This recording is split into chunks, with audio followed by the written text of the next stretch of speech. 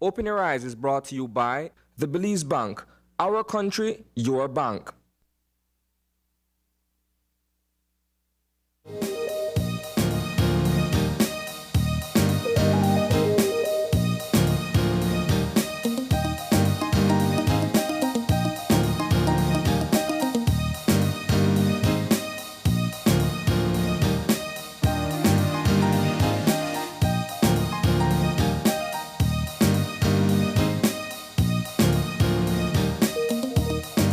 Good morning and welcome to Open Your Eyes. Start your morning right. I'm Sabrina Daly. And I am Isani Kayetano.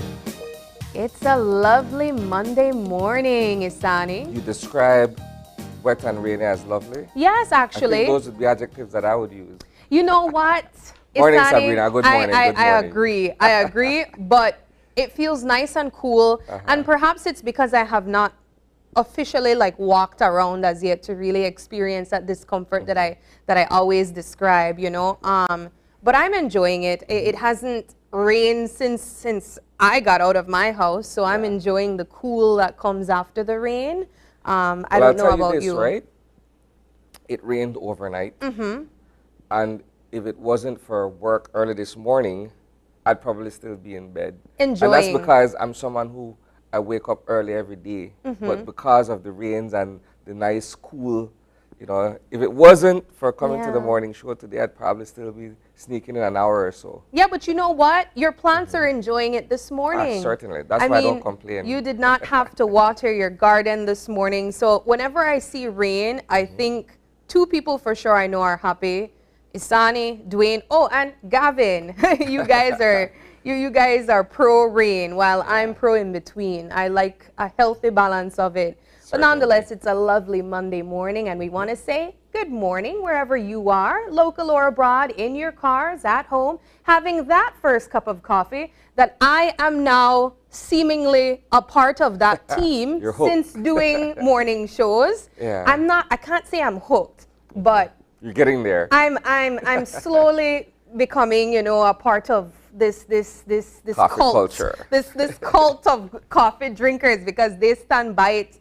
But yeah, wherever you are, good morning, and I hope you're having a great morning, however you start your morning right. How was your weekend? Isani, I am proud to say, no, we were talking about this earlier, and I have to say, guys, whenever there's some form of activity that I was a part of, I feel the need to share it because I never do anything.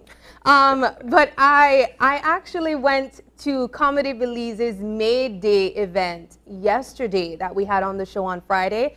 And I'm just so excited to say that it was wonderful. I absolutely enjoyed it. Isani, I don't feel like we have enough of these recreational events or activities to be a part of. You know, it's always going to a club or a concert, and no offense to who enjoys that, but I'm happy that there's more, and I'm really happy that Comedy Belize is trying to bring that type of entertainment here in Belize, because it was a really, really great event. It started 5 o'clock. I was there from like 3:40. I was that excited. Man. I'm a very punctual person. That's not punctual. That's well before the gates were even open. I love to be early. I was there very early, and it ended like 7:30, and it was just a lovely time. I took my cousins there with me, and you know, we were just enjoying the show. It was good. I'm happy for you. That's good. That's good. The idea of having, you know, various avenues in terms of recreation, that's always a good thing. As you mentioned earlier, I think for the most part we're all locked into a different kind of nightlife. Yeah. Where it's clubbing, it's bar hopping and that sort of stuff. But to give a healthy alternative, comedy, you know, live performances in terms of the arts, you know, things like that, you know, time at the park and so on and so forth. And that's why I said it really, it doesn't matter whatever you subscribe to. I just love the idea that we're providing more options, because I think that that's so needed right now. I mean, it wasn't necessarily a family event. It was mature. It required a more mature audience, but nevertheless, it was still entertaining. I mean, comedy. You left there laughing. With a belly full of laughs? Isani, I laughed until I coughed, and I ended up being a part of the act. calling me out about COVID-19. And I was like, that's my last one. I'm sorry. But it was really funny. It was really good. I really enjoyed it. Yeah. Of course, it involved a lineup of 2 locals and 2 international persons. We had Kenny Morgan, Tyrone talking. He was, oh my goodness. That's a dirty, he has a dirty mind. But of course, Hot Topic, one of the international members that came in, and Eva Evans, she was the headliner. It was a great show, and I can't wait for what they have in store this September. They said they're going to bring in someone else, and it's going to be even bigger and better. Anyways, I'm not going to market for them anymore. I had a great weekend. And yourself? Amen. Rather productive weekend. Yeah. You know, ordinarily I'd be the one that's out and about. I know. But this weekend, you know, I had some stuff to do, both professional pursuits, let me say it that way. I know that yesterday I was in Corozal, where, you know, there was a meeting. I'll get into that later in the Eye on the News. But that's it for the most part. What I can say, however, is that in Belize City yesterday, there was an all-day blackout, so to speak, from 7 a.m. on the dot to about 4 o'clock yesterday evening. And it was extremely warm in Belize City, at least I'll say that much. The beauty of it is that, you know, people found the river. Some people went to public pools or private pools and stuff. And perhaps others went to the Keys. Yeah. Because they knew in advance that it would happen. Yesterday would have been a day without power. And they also know that it's the time of year where the sun is hot. So I live in the River Valley, and I was not impacted by. I had my fan blowing. It was very nice and cool in my house. It's sunny, nice cool water. My only respite yesterday was traveling to Corozal in an AC vehicle. Oh yes. So you didn't. You and my cameraman and I listened to some oldies all the way to Corozal, and on the way back we were attempting to do it, but I couldn't go anymore. So I told him, let's find something else. No, that sounds like you had a pretty productive weekend, as you mentioned as well. I mean, of course, I do want to go into other topics that are buzzing, and that's prom season. Prom and graduation. Yes. Of course, though, just before we go into that, I want to really touch on Brightside that was aired on Friday. It was, I think, Isani, while we're celebrating the successes, of course, of graduation season, it's also important to remind persons that may have failed in this instance that you can continue. You can get back up, and next year might be your year, you know? So the Brightside that we aired on Friday highlighted the story of a young girl that graduated. Well, now we know that she was on the graduating list from Edward P. York High School, but she repeated 4th form last year. And she was basically just talking about, she passed the first term and then she realized, you know, that it's going to get harder, and she just started to lose faith in her capabilities and she gave up. So she had to repeat 4th form, and this time around she worked really hard. Of course, she had the support of the administration, the counselor, the vice principal, her teachers, but also her classmates, and she ended up passing this year. So can I say this, Sab, if you'd allow me to interject briefly? I think there is a stigma around students who repeat their 4th year, their senior year of high school, because everyone who makes the cut, in a manner of speaking, that graduating list, they look back and see who did not make it. And I can only imagine how difficult that is for someone who has been struggling that entire academic year and may have fallen shy of that grade or that mark that they need to be able to graduate. And then starting the next academic year with new students. It's not as if though you're repeating and then maybe a couple of your colleagues also repeated with you. It's not often the case, right? There are times, many times, when it's a new cohort of students that are coming from behind that you have to now fit in with. And that's an entire change of mindset change of approach and what have you. Yeah. And I'll go as far as saying this, I think that's where and when students need the most moral support.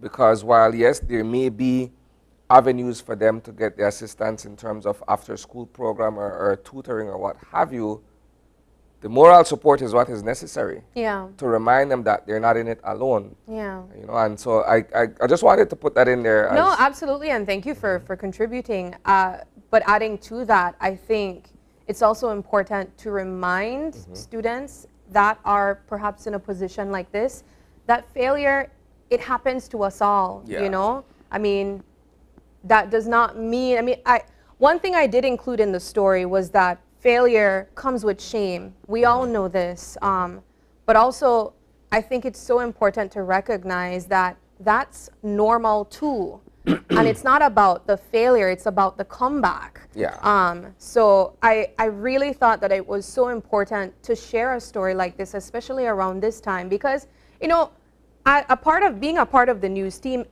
you could easily overlook this story and think, oh, that's just a kid graduating. But no, during graduation season, we're celebrating that success, but we also have students that are not. So it's important to tell these types of stories for them to know that that's okay, you can continue. And of course, the look on the bright side was just to see the celebration after and to see Miss Sherry be a part of that. One thing I will say that was absolutely unique about Edward P. Arc is the spectacle that they make revealing the graduation list to be. If you notice there on the screen, they're all rushing to this piece of paper to see if their names are on this list. Of course, what we did not show is before that, they have several fake lists posted around the compound. So it's almost like a scavenger hunt to figure out which one is the real list. So they're running all over, and you'll see that at that point, they realize that that was the final list. And it's such a celebration. They come with their confetti, their Sprite where they shake up, and it's a huge celebration, and you can really feel it. You can feel the energy, the excitement, almost the release. But there should have been a counterpoint, and I agree with everything you're saying. And perhaps this is me from my editorial or my journalistic perspective here. The counterpoint should have been that while, yes, we're celebrating these successes and you see the kids going up to the board and seeing their names, the counterpoint should have been those who did not make it. Yeah. Who, you know, perhaps went to see that list and their name wasn't there. No, or however that part worked. No, May we not did have include been that, that. but, you know, the other side of not making the list. Well, we did include that in the story. So the counselor, the guidance counselor at Edward P. Arc High School, Samson Jacobs, he mentioned that whenever a student does not pass fourth form, days before, they call the parents. Okay. So the students are aware. Yeah. But I mean, the only ones that are aware are the ones that did not make it on the list. So the rest, they still have this idea that I need to go and check, you know? Or maybe you kind of scrape through math this semester, so you're not sure if you made it on the list, so you feel the need to go and make sure. Or perhaps it's just the idea of wanting to see your name on that piece of paper as well. I mean, it really means something for everyone in a different way. So I absolutely appreciate telling stories like this, and I really encourage other schools to make you know, the reveal of the graduation list be something to celebrate as well. I think it really it seems like a tradition over at Edward P. Arc High School, and I think it really gives the fourth formers something to work towards, you know, that lead up to that big spectacle. You want to be a part of that. And everyone was just so happy, and I'm just so happy for everyone that's graduating this year. Congratulations. Perfect. But we also had a part of the celebration being prom season. And Isani, over the weekend, I saw St. Catherine's Academy host their prom, and I was blown away. Yeah. It was so beautiful.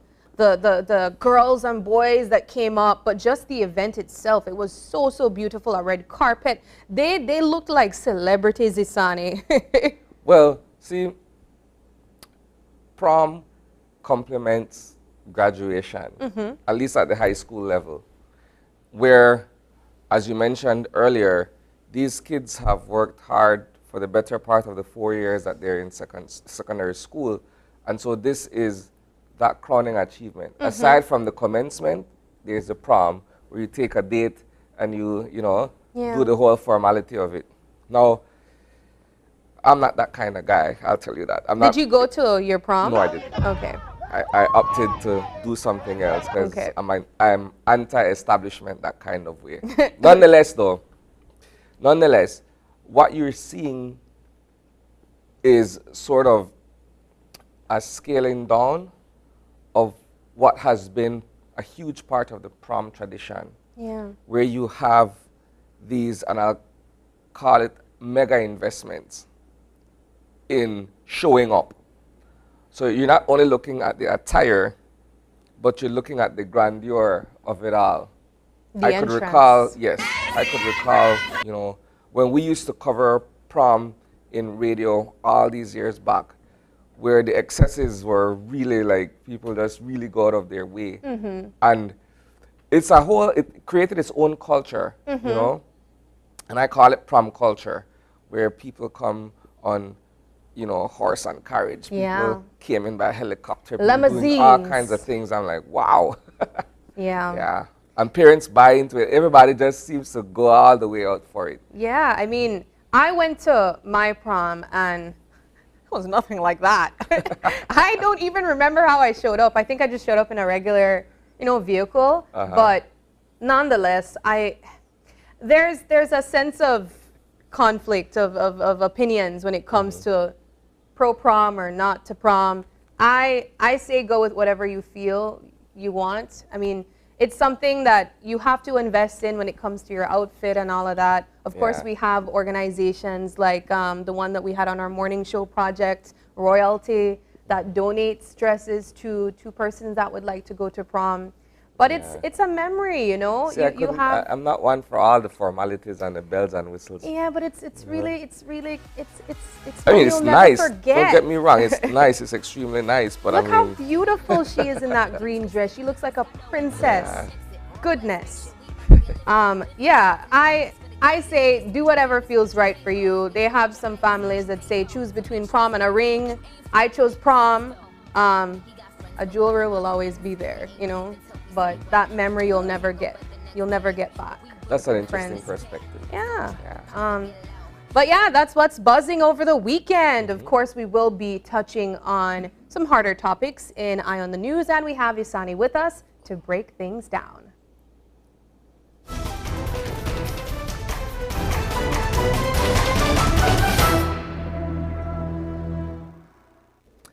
There's a lot for us to discuss on the Eye on the News this morning.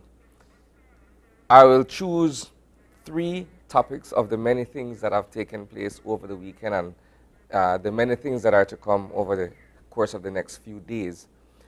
First of all, the Christian Workers Union has elected a new president to lead not only stevedores, but employees of the Central Bank, employees of the Social Security Board, and other organizations, right? That individual is none other than Leona Flowers. Now, the election and the succession comes at a critical juncture, simply because there is still this ongoing matter between the waterfront workers and the Port of Belize Limited. Albeit, and notwithstanding the fact that the CWU doesn't only service these stevedores, there are a lot of other members from other organizations that I pointed out earlier. But this is just one of the primary issues that is before the union at this point. And so, Sister Leona succeeding Mose Hyde, you know, I won't go as far as saying there are big shoes to fill, notwithstanding how impactful Mose has been in terms of leading the labor movement where CWU is concerned. But as I mentioned, she comes at a time where, you know, her leadership will be tested immediately, right? Her mettle as the leader of the CWU will be tested based on what's presently taking place.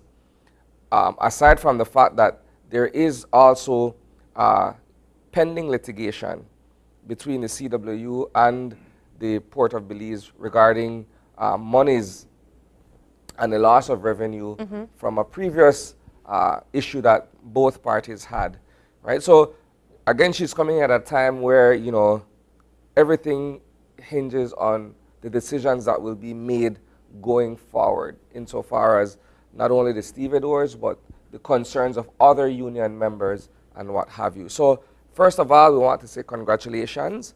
I know that my friend Mark Middleton had contested the presidency more so because they wanted for there to be some challenge to the seat, as opposed to saying, well, the president will simply be appointed to the office. You know, in the name of democracy, you at least have some kind of a competitor, you know, another candidate vying for the post. So again, we say congratulations to Sister Leona Flowers, and we look forward to working with her, at least from our perspective and our point of view as the media, right? So that's the first thing that I wanted to touch on. Secondly, on Friday, the Prime Minister introduced what Belizeans can look forward to with a different iteration of the Bolido and the Sunday Lottery, right? And he went to great length to explain what the scenario had been previously in terms of what government was collecting as revenue from the sale of tickets from Bolido. And what he said was, you know, seemingly a lack of performance in the first instance, but when government began to follow up closely, they realized that, you know, a different set of profits were being recorded thereafter. So it begs certain questions, right? Nonetheless, what he mentioned during the House meeting on Friday is that there will be 4 master agents. And master agents are the persons or businesses who will be chiefly responsible for overseeing the sale of tickets in the respective parts of the country. And we're saying 4 because I'm looking at it, and this is my interpretation, from a geographical point of view. North, south, east, west gives you 4, right? And so one individual or company will be responsible for overseeing the operations in their respective corner.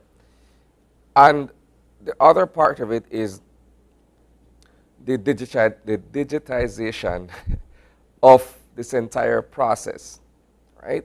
Where you'll now be able to move into the online space in terms of being able to purchase and participate in these particular games of chance. Yeah. Right? So that's what we're looking towards, but there's also the fact that compensation is being sought or will be sought for the remainder of the contract, as it has been cancelled from Brad's Gaming Group Limited. Yeah. Right? And so that's another part that we'll be looking towards in terms of, you know, what the claim will be and how much, you know, they'll be seeking in terms of damages for the cancellation of that contract. Well, I know for sure the question from the public is simply, when will it be resumed? Yeah, and that remains the question to ask, right? So this is a work in progress.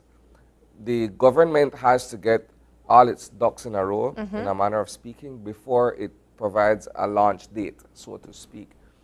And, you know, they have to be able to put out certain things to tender, all of these processes that they need to be able to undergo before they're saying, okay, well, we'll resume on this particular date. Yeah. But, I mean, the fact that it was announced on Friday at least gives some people, those who are concerned about when and how and all of these other pressing questions, there is some satisfaction in terms of the government being able to say what is working towards it. Yeah. Yes. All right. Well, Right, at so least we know that that's something that they can expect. The final conversation that I want to have in respect of the Eye on the News has to do with the sugar industry.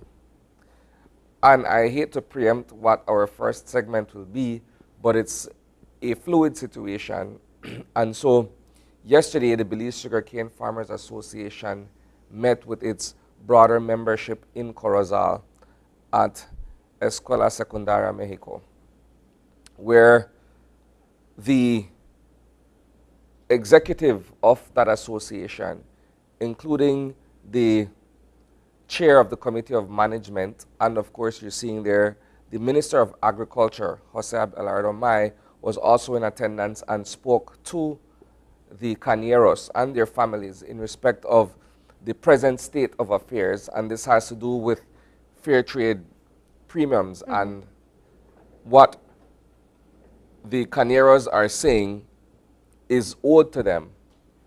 Now, my understanding, you have several cane farmers associations operating in the north. The majority of the smaller ones have received their monies through the fair trade regime, if I could use that description, except for the Belize Sugarcane Farmers Association. And they are saying that they were owed approximately $3.5 million from last year and roughly $1.3 million from this year. So it puts you closer to $5 million that they are saying is owed to them, right? So I have an interview that was done yesterday with the chairman of the BSCFA, the Committee of Management, Alfredo Ortega. We'll go to that interview now, where he's able to expand more on some of the questions that I had to set the table for the conversation we're having. So that being said, I'll toss it over to the interview, and then we'll come back and we'll discuss a bit further. Well, as you know, for the past 2 years, I would say a year and a half, last year completely we didn't get any fair trade premium to our organization. And the thing is that we are not happy with it because as an organization, as the BSCFA, we comply with what is needed for us to get our benefit on the fair trade premium. We are certified and we have an agreement with BSI, which we have signed, that comes to an end. Well, this year it comes to an end in November. Last year it came to an end in the end of July. So we have compliance in both. And it's a pity that it was used as a weapon against us for not getting our premium, on which, because of the negotiation we had with BSI, they used that as a tool to really damage the BSCFA, not granting us that premium.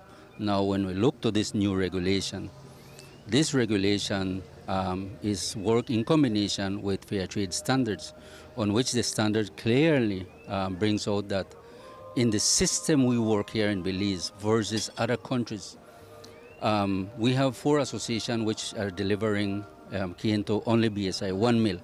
So clearly it puts BSI as the conveyor, where BSI should be the one paying the farmers their premium. Because as you know, here in Belize, it's BSI that has the full authority in marketing sugar and all the derivatives from our sugar cane. So in this case, how BSI is the marketer of our sugar, they're the ones that are supposed to pay the associations their premium, and which is not happening. So under this new regulation, that is what put BSI now as responsible to pay the farmers, all associations, their premium in the basis on the deliveries of cane per each association.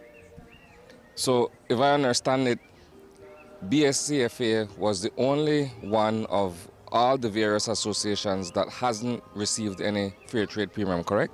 Exactly so. We are the ones that haven't received last year and haven't received anything this year. Is there a calculation perhaps or a ballpark as to how much is owed to BSCFA in fair trade premiums? Well, for last crop, it is in the vicinity of $3.5 million to the BSCFA, and this year, according to the numbers that they have shown us, that they have already paid 23,000 tons of sugar on fair trade premiums, on which BSCF have not gotten its share. It's in the vicinity of $1.3 million for this year. So a combined total would be almost $5 million, 3.5 and 1.3. Correct. That's the number right now that BSCF has not received.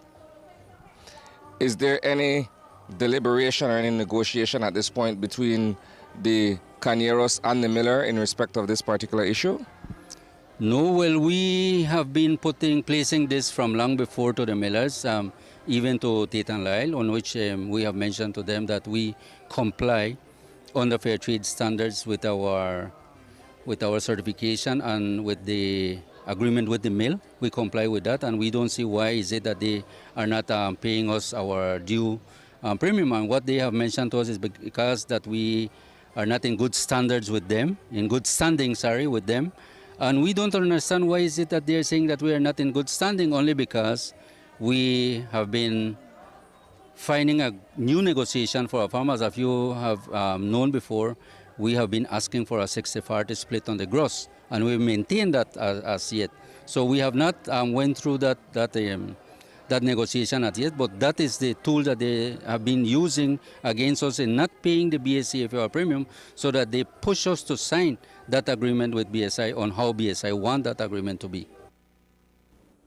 All right, so that was the interview that was conducted yesterday with the chair of the Committee of Management for the Belize Sugarcane Farmers Association. We will be joined by Alfredo Ortega and Mr. Oscar Alonso in the first segment of our show this morning. So what I will do instead is reserve whatever other questions or commentary for that particular segment. I think there will be enough time for us to be able to delve into the meat of the matter from BSCFA's point of view. Right, yeah. And as you mentioned, that is our first segment. Moving on to our second segment, we will be joined by representatives from Belize American Chamber of Commerce to come to talk to us about Panthers in Destination. And lastly, we will be joined by representatives from Pomona Village Council, who will be talking to us about Pomona Day 2023. So we have a great lineup this morning. Of course, before we go to our first break, we will be showing a weather presentation from the National Meteorological Service. Sorry, we do have them on the line. So we will be getting what we can expect this morning. Good morning. Good morning. Good morning. Yes, we have on the line forecaster Francisca Wellington. Francisca Wellington. Yes, sorry about that. All right, well, what can we expect today? Okay, so it's going to be fair and warm. We'll have lots of clouds, as you can see outside, for most of today, tonight. And we'll see isolated showers around the country. So the rain may stop from the weekend, it seems like.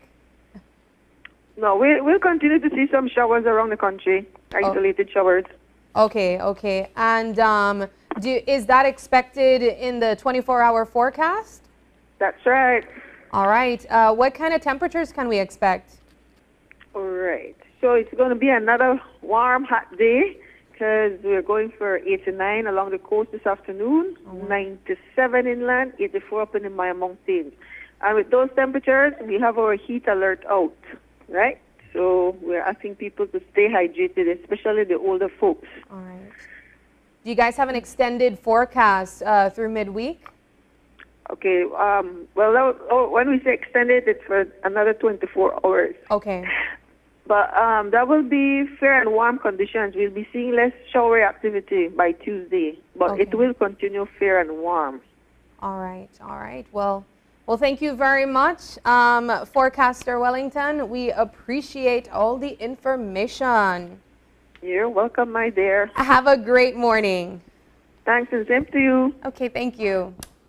All right, that was the National Meteorological Service giving us the weather update today. As they mentioned, you can expect some scattered showers throughout parts of the country, but it will be continuing warm as well. All right, we're going to take our first break, and when we come back, we will be joined by BSCFA.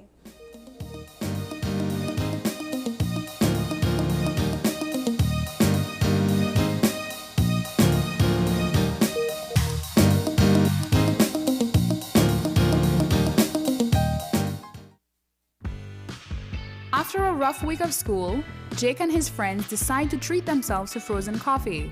And since they don't have cash on them, they decide to use eCash. With eCash's geolocation feature, Jake can easily find the nearest coffee spot.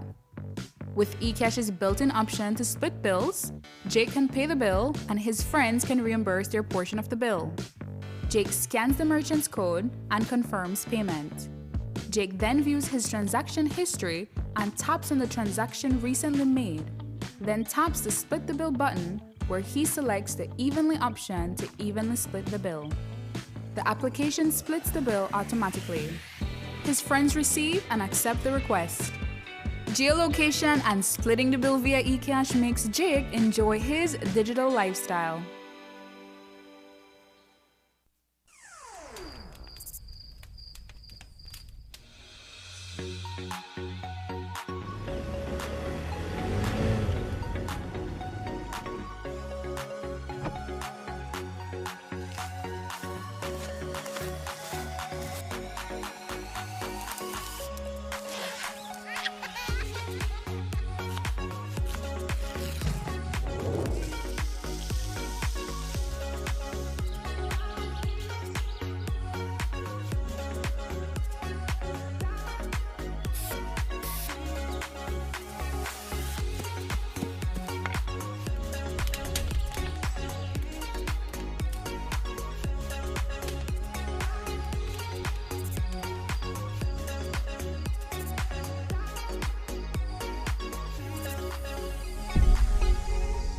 Explore the great outdoors with Benny's quality and savings.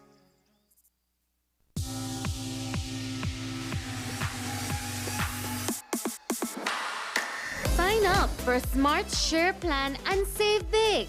Whether you're a small entrepreneur starting up your business, a student on a limited budget, or a family trying to save, this is the plan for you. With unlimited SMS, calls, and data, we help you save. Get up to 5 lines for as low as $30 per line monthly, only with Smart. Sign up today at any Smart showroom or sales manager countrywide. So get your business going, share more memories with friends, and be ready for the day with Smart.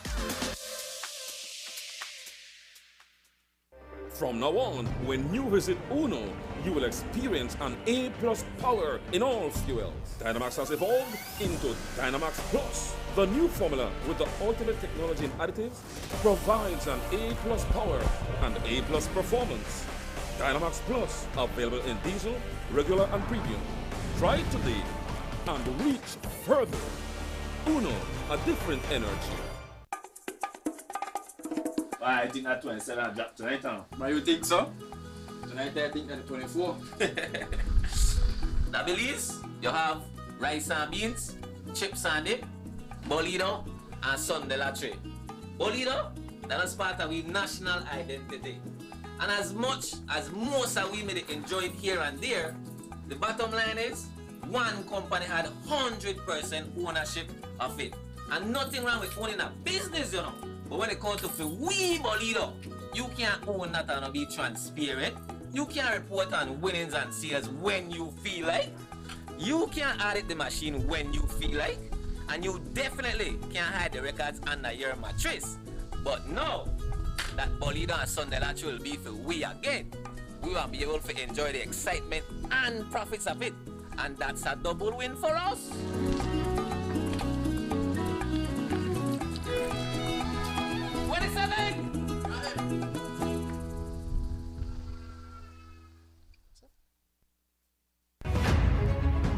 Here's your chance. The stage is waiting. We're looking for talented Belizean singers for another season of KTV The Remix. KTV auditions will take place on Saturday, June 3rd and Sunday, June 11th, starting at 9:30 a.m. to 3:30 p.m. at Channel 5 on Coney Drive in Belize City. We're also now accepting online submissions. 2-minute videos can be emailed to producer@channel5belize.com or DM KTV Remix on Facebook. Deadline, Sunday, June 11th at 5 p.m.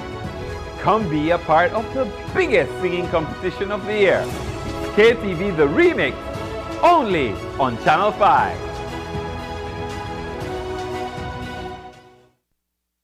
Are you looking for low-cost television advertising? Have we got a deal for you? Advertise on Channel 5's Daily Classifieds. Channel 5's Daily Classifieds is one of the most effective methods for introducing yourself and your business to the community. Use our Daily Classifieds to recruit employees, promote specials, promote your products or services, promote a business opportunity, increase traffic to your website, and advertise items you have for sale. Let us help you to save valuable time and money. Call us today at 280-0013 or visit us at our offices on Coney Drive to discuss how we can help your business grow affordably. Channel 5's Daily Classifieds. Advertise today.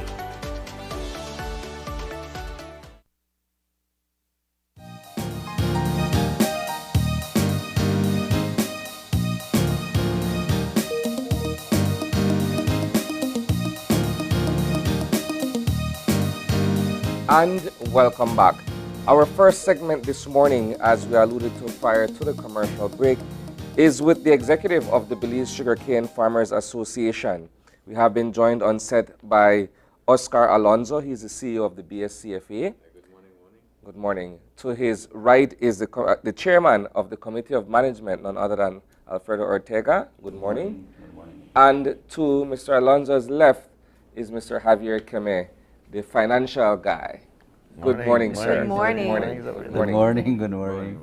For the benefit of our viewers, those who may not be fully aware and abreast of what's taking place in the sugar industry at the moment, can we get an overview of what the present situation is between the associations and the millers? And then we'll get into government intervention a little bit later in the conversation. Let's begin with an explanation, CEO. Well, in relation to the, I think what you've been noticing in the press, right? Various entities are making press releases regarding positions that are being taken, in particular with regard to the payment of the fair trade premium on this new regulation that has been enacted by the government, okay? As you are aware, we have 4 associations. Ours, the BCP, is the largest one, and then you have the other 3 Northern Sugarcane Growers and Corozal Sugarcane Producers and the Progressive Sugarcane Producers. We have, it is more or less divided down the line between the 2. We have a partnership with Northern Sugar in which we feel that it is possible to negotiate better benefits with the miller, right? Yeah. For our membership. And then we have the other 2 associations who have already signed a long-term agreement with BSI, pretty much more or less retaining the same arrangements that the 2015-2022 commercial agreement had, okay? And it's unfortunate that we've seen that these other 2 associations have come out kind of declaring themselves not in favor of the regulations, and we will explain why shortly.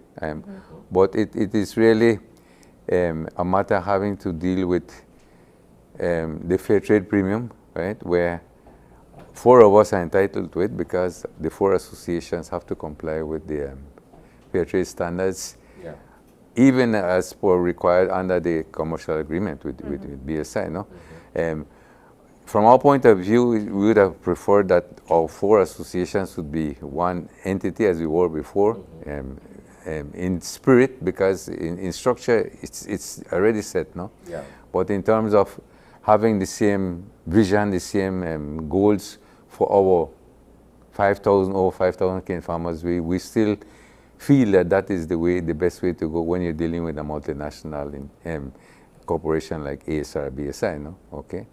Let me stick up in for 1 second and ask the following question. 4 associations are dealing with the miller directly in terms of the delivery of sugar cane.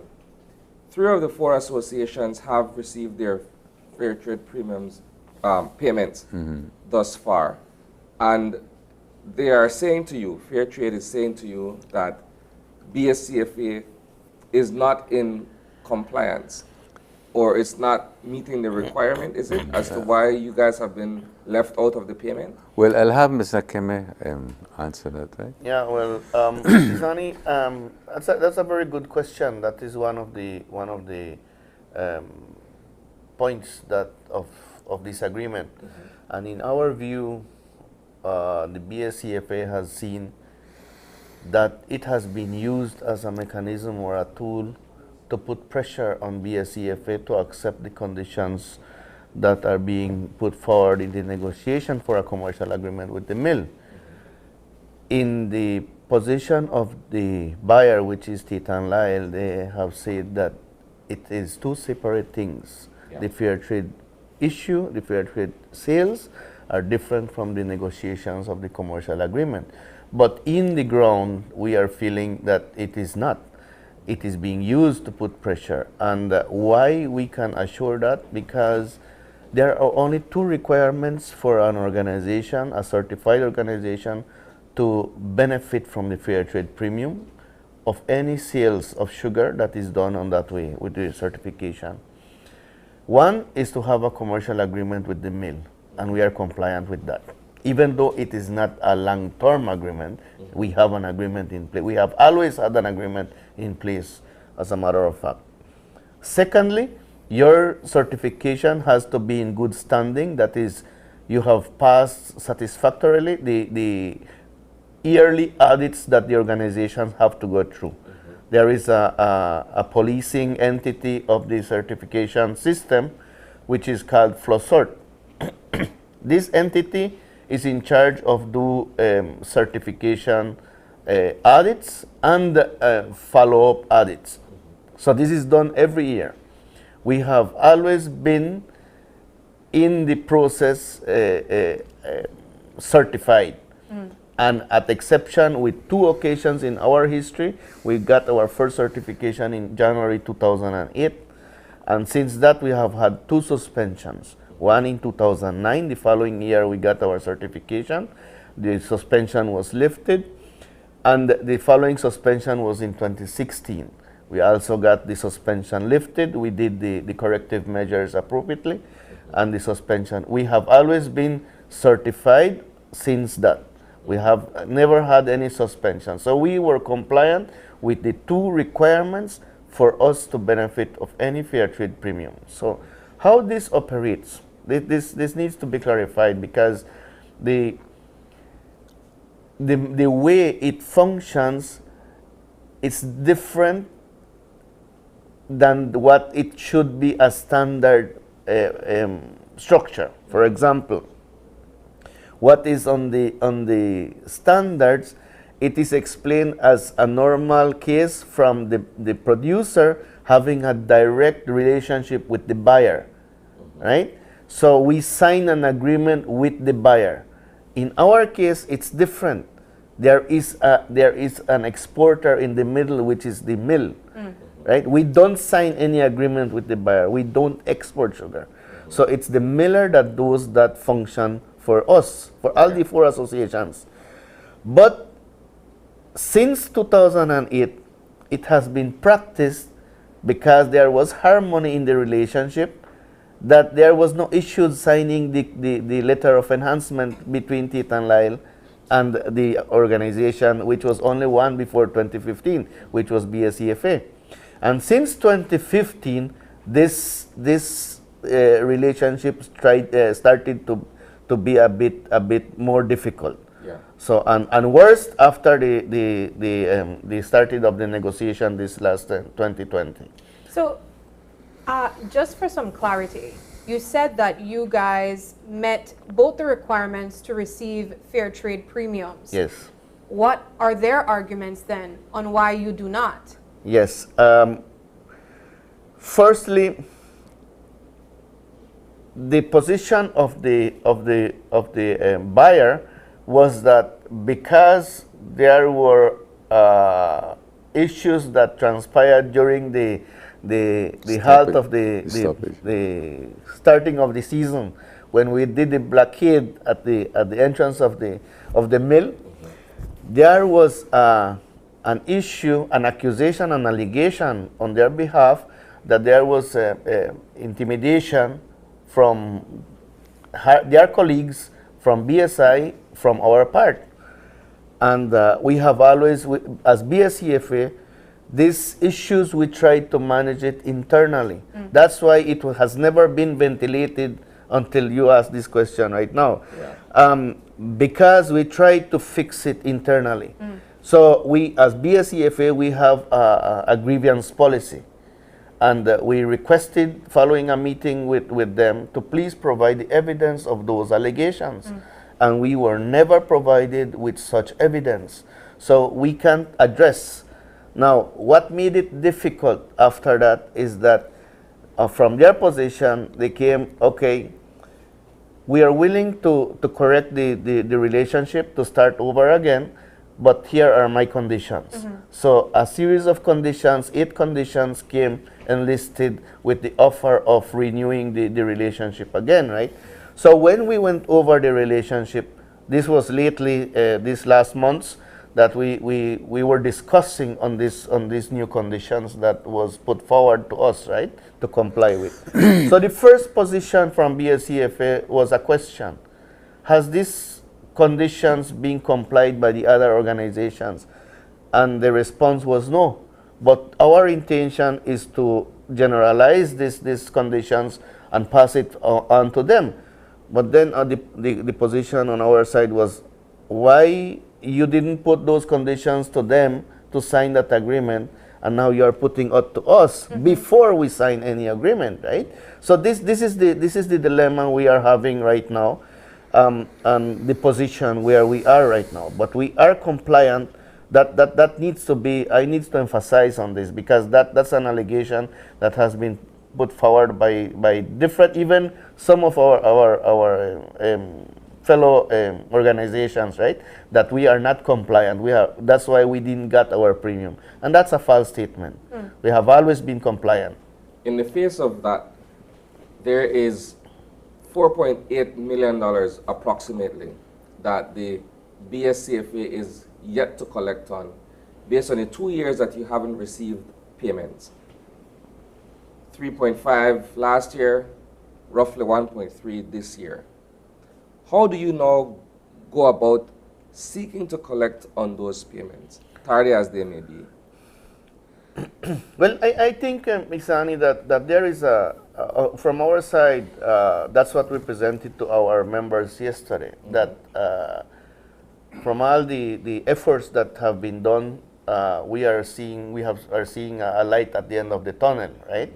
And this being the regulation enacted by the Ministry of Agriculture, in which it sets the platform, the mechanism for the premium of this year to be obtained, right, by the BSCFA, because it's law, it's regulation, and what important part the regulation plays for us is that it sets a responsibility. As I mentioned before, when I started, that BSI is by law the exporter of our sugar, right? So, but there is no responsibility attached to that. It's only a privilege, right? Yeah. So this regulation now puts a responsibility on them to ensure that any additional benefit that is obtained or can be obtained from the sales of the sugar, they are responsible to collect it and transfer it to the organizations. That additional benefit is part of the regulation, or the essence of the regulation that is being enacted. Let's get Mr. Ortega in on this. BSCFA is adamant that it wants a 60-40 split in terms of the existing system, if I could use that description. Explain that a bit further, and why this impacts what is taking place between the cañeros and the miller. Well, for the past years, having a team for the organization, on which we have the CEO, we have Mr. Keme, and we have other players like Mizuni, we have made our research. And from since 2012, when we start our negotiation with them, we were pushed to sign that agreement in 2015 from that time we have been asking that we want change in regards to the payment system that we have, which right now is the net strip value. But we have seen that that is an area where BSI have been finding ways on how to put more services to the class, to the charge, and then every service is a charge. Every service is a charge. So when it comes to, when they remove all the overhead expense of services, the portion that's safe to divide to the net strip value comes to be a small portion. It is true when you listen and you hear this, that the farmers are getting 65% and BSI only 35%, you can say, well, it's almost double the amount. But when you get to understand what in reality is happening, when they remove all the overhead expense, there are certain things that they need to pay within their 35% that is not happening. Yeah.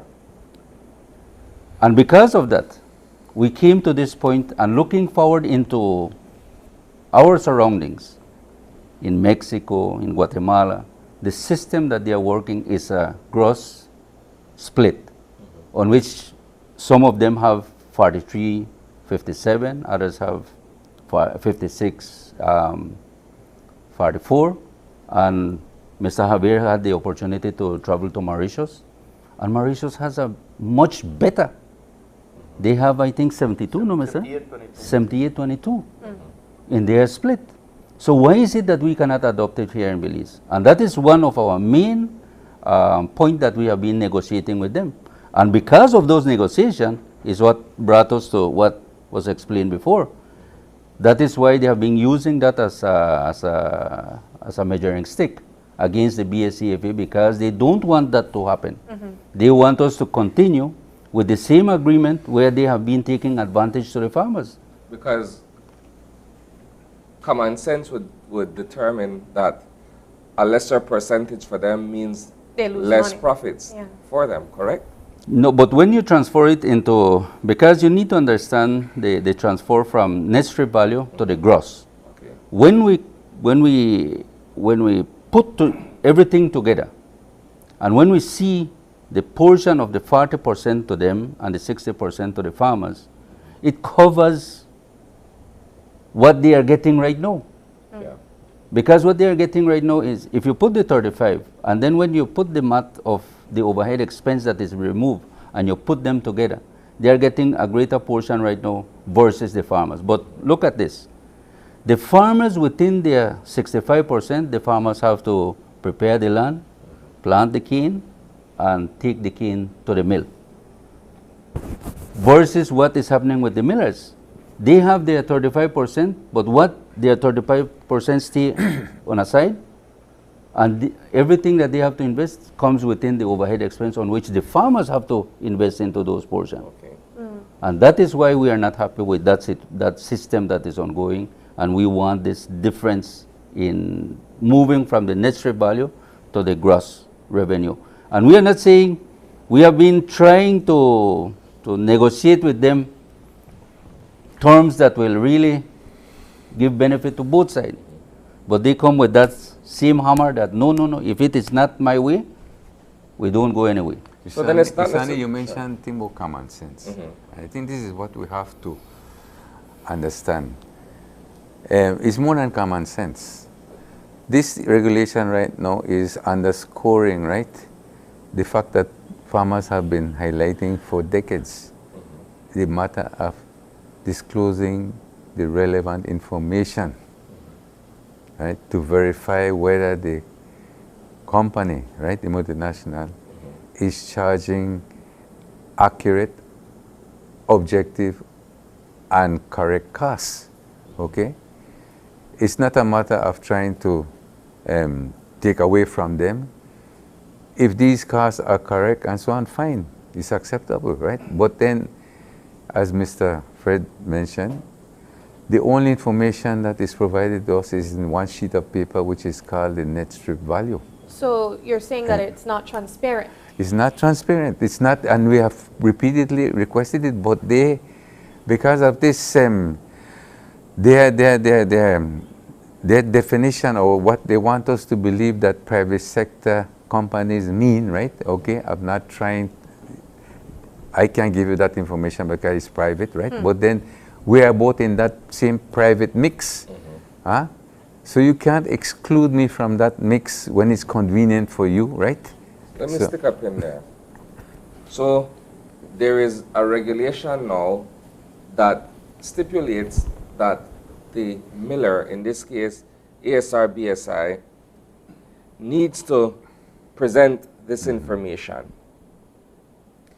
Their immediate response, if I am not mistaken, was by criticizing the regulation as retrograde and antiquated and all of these other adjectives that were used. How do you guys respond to that? Because at the end of the day, you're equally under one rule of law, in a manner of speaking. How do you respond to that criticism that has been brought against this piece of law? Isani, I don't think that's the correct expression for the regulation. It, as I mentioned, it has never been seen as needed to be enacted, but the regulation, the law was always there. Yeah. Right? It is not something that the minister just is putting as new to enact, right? It has always been there.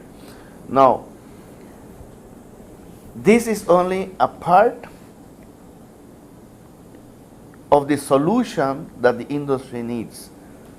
The regulation itself cannot solve all the disclosure needed in the industry.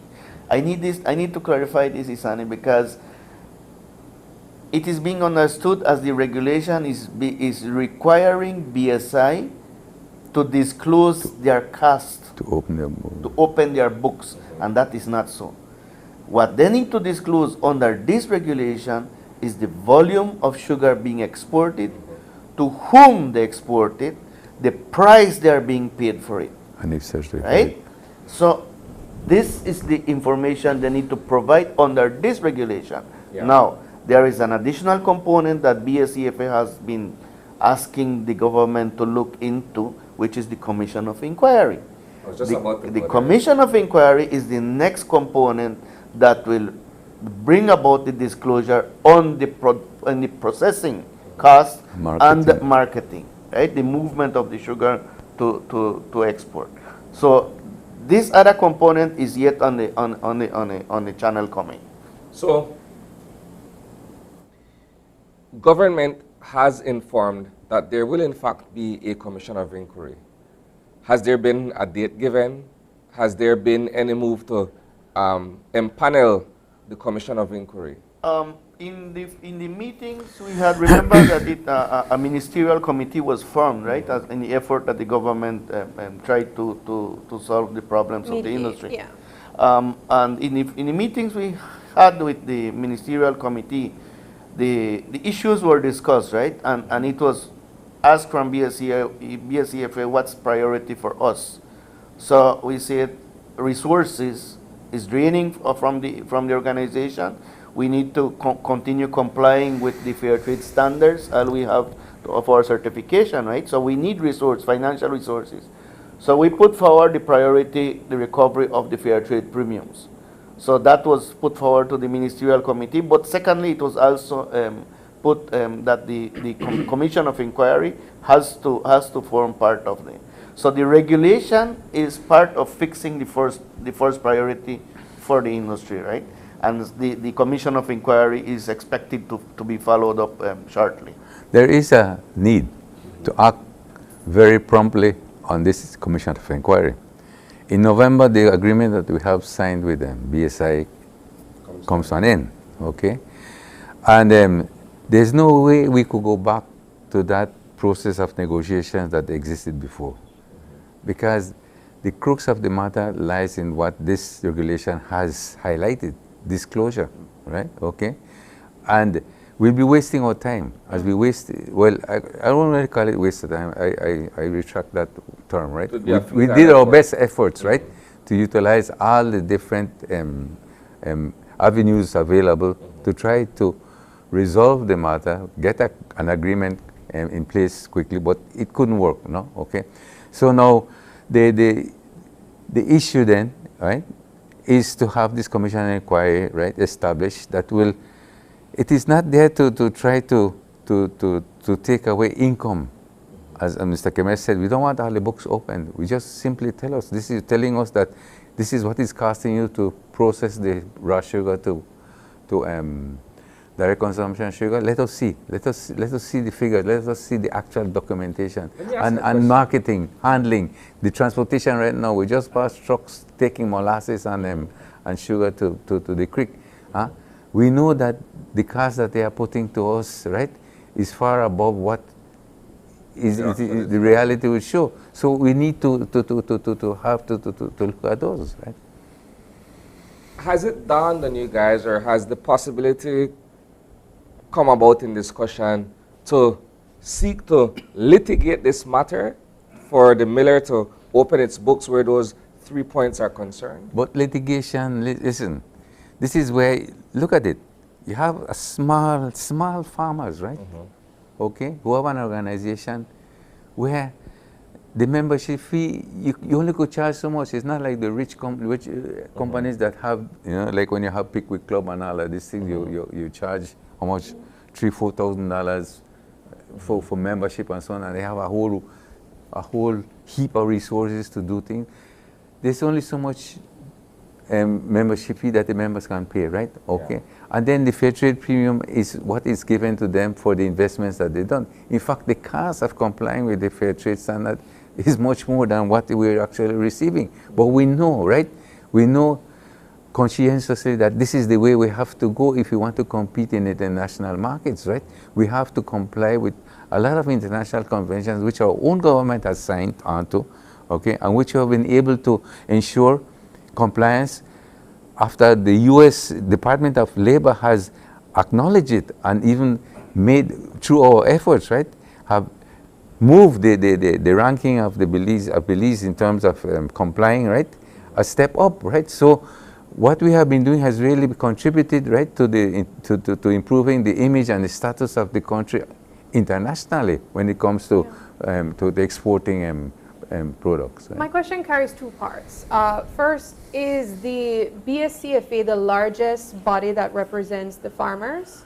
Presently, yes. Okay. Presently, yes. How many? What's that number? We have right now 3,365 members in so now my second part of the question is, I know that you guys are one of four, and the BSCFA is the only association that has not received their fair trade premium. Is it fair to say that you guys are the only one that carry this concern of transparency out of the other associations? Well, at the beginning it was only us, but now we have Northern sugarcane producers that has joined on with us. So we have another association. It's small, but it's an association. So it's two of us now seeing this situation, because as is right now, it's only the BSCFA that is suffering this situation. Yeah. Northern was suspended for a while. They have lifted up their suspension and they have engaged into getting the premium of the second tranche that was sent. But they understand very clearly that what is happening right now to BSCFA can happen to any one of them whenever they start to jump and start to align things for the benefit of their farmers they represent. And in the grand scheme of things, the transparency benefits them all. Exactly. Everybody. And that is why my question was, do they carry that concern of wanting to see the books as well? Well, you see the two other associations, and if you see the last press release that they took out in favor of the company, it seems to be like if the leadership don't give a damn on the farmers they represent. But when you speak to the farmers they represent, the farmers are saying, man, why is it that our association is not caring with you guys, because it will give benefit to all the farmers. Everybody. Once the book is open, as well, not the book, but that the information comes out transparently, as the CEO and Mr. Keme have said, that is what we are looking for, because we don't feel like if you and I have a business and then for the week you say, you know what, we had a business but I had to spend so much amount of the money we made, and then next week come the same thing, and then say, okay, show me the receipts, and then you say, you know what, I cannot show you no receipt. So how is it that we can work together? Yeah. And that is what the BSCFA has always been looking for, that we have this transparency so that we can work amicably, that we believe you are not taking advantage of My it. question remains the same then. In the absence of taking this matter to court, how do you get any satisfaction from the other party that refuses to budge? Well, we have to take them to court in as well. And we will be finding support from the international community, which is the Amnesty International, Human Rights, or whatsoever group can give us that satisfaction, because we feel and we know that the advantage that has been taken against the BSCFA is unfair, because as Mr. Keme explained, we comply with everything. The only issue is that we have this negotiation on board, and because of that negotiation on which we are finding on what you said, the 60-40 split, that is where they hold us into this situation on which they want to force us to corner us, not getting our premium, so that our farmers, and that is the belief that they have, corner the BSCFA so that the farmers reach to a point and say, oh, you know what, sign the thing because we want the money as is. But thanks God that the farmers are not in that mentality. Our farmers, and as you saw yesterday with the meeting we have, our farmers are geared to find the transparency that the leadership is looking for the benefit of our farmers. No. Government has made available $1 million for fertilizers and for whatever other resources the farmers would need to keep the ball moving, in a manner of speaking. $1 million is only a drop in the bucket when you look at the total expenses that you guys are incurring. Do you believe that perhaps government should do more? One, it's enacting a regulation that has been on the books for all these many years. That's the first one. Secondly, it has reached out by saying, look, we're offering $1 million. Do you think that there could be more, there should be more for the government to do to facilitate some kind of an amicable agreement between both parties? Isani, your question and your comment is very interesting. Why? The farmers are very much aware that if we would have been getting a fair and right price for our product, there wasn't any need for fair trade premium or other efforts, financial efforts from government, and like the $1 million. Yeah. Because we would be getting a rightful price for the product. When I say a rightful price, Isani, the first defense they put is that we can't compare Belize sugar industry with Mexico sugar industry, with Mauritius sugar industry, Brazil, or anywhere else. But we tend to agree with that, but that is why it needs to be improved in a way to meet those standards of those countries, right? Because if they are getting a better payment for the raw material, which is the sugar cane, so it merits an analysis why and how are they doing it, right? So, just as an example, in Costa Rica, the price for what they are getting per ton of cane is around $54 US per ton. That's over 100. Mexico, they are over $100 per ton of cane, Belize dollars. Mauritius, they are getting $57 US per ton of cane. So, why are we so at the bottom? Why are we? So these are the questions that their farmers are asking themselves, right? Yeah. And we try to find what are the things that these countries are doing different than us. The first reason they put forward is Mexico is the consumption. The consumption is done by the same Mexicans, right? So they have a secured price. Okay, if the price is secure, is the reason why, then are we getting the right price for our sales? Are we really getting the best prices affordable there that can be fetched, right?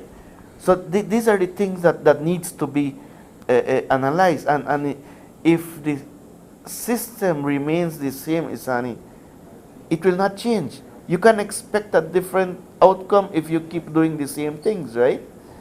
So why I say this?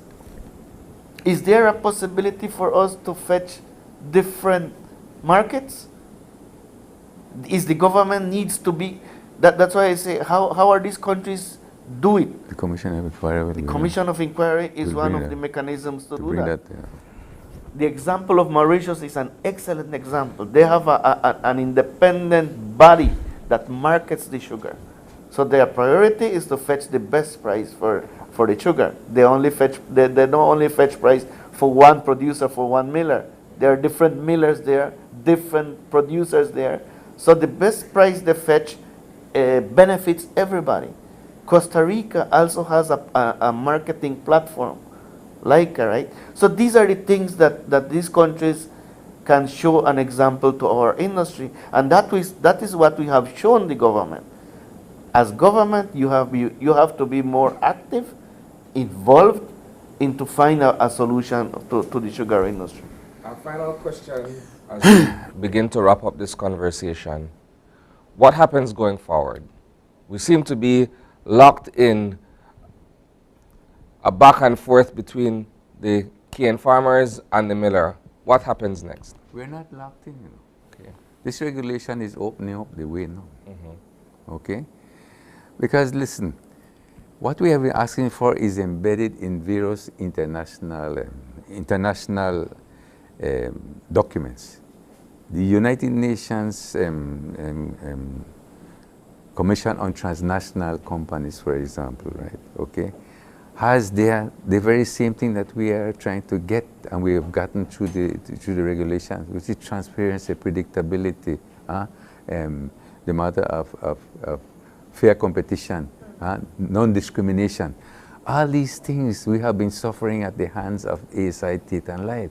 They have been deliberately discriminating against our association because we refused to sign a contract with their sister company and of their liking, rather than trying to let us meet heads and solve the problems of the industry, right? So this regulation there is a first step in that direction. No, as we mentioned, the state, right?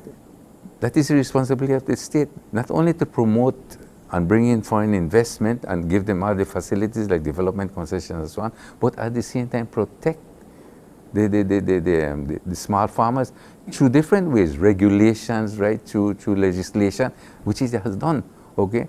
And this is what we are saying. That is the way forward. BSI does not want it. What BSI, Tate and Lyle want is to deregulate the industry. Have it like a Wild West scenario where the strong, the strongest are the one that dominate, right? And so on.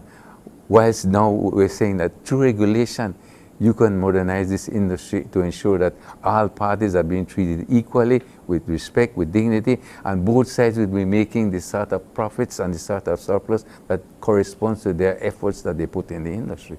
So we're not looking at it from the point of a continuation of conflict. We're looking at it that bring the Commission of Inquiry, let us engage in this dialogue, in this and BSI, we don't want you to open your books.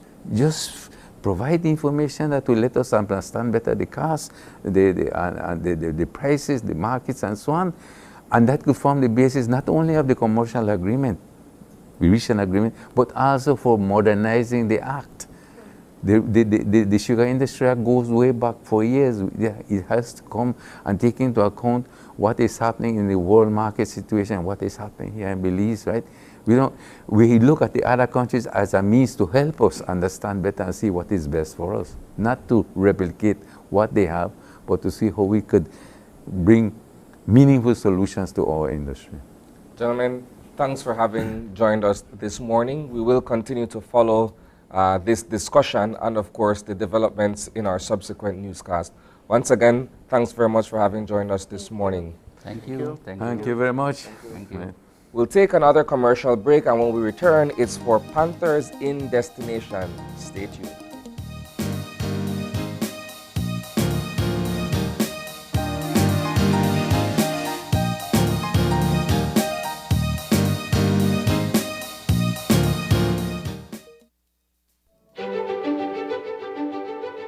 Technology is ubiquitous, and it's transforming how, when, and where we work. Fulltech Systems is placing award-winning devices in the hands of information workers, allowing them to work without compromise in a world without wires. To innovate, create, and to maximize productivity anytime, anywhere. Satisfying the needs of the desk-centric remote and field worker and every other worker in between. We are providing the industry's best devices to businesses going through the process of digital transformation. Partner with us today to provide the solutions that will allow your employees to work effectively and efficiently to enhance your customers' experience.